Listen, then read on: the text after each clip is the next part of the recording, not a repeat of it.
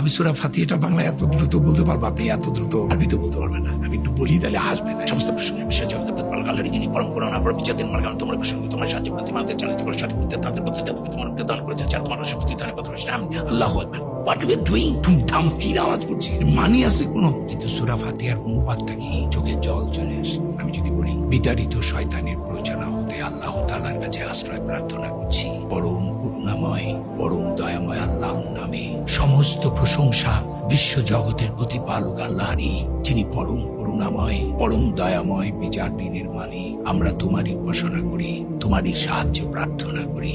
তুমি আমাদেরকে চালিত করো সঠিক পথে, তাদের পথে যাদেরকে তুমি অনুগ্রহ দান করেছো, যারা তোমার রোষে পতিত হয়নি, পথভ্রষ্ট হয়নি।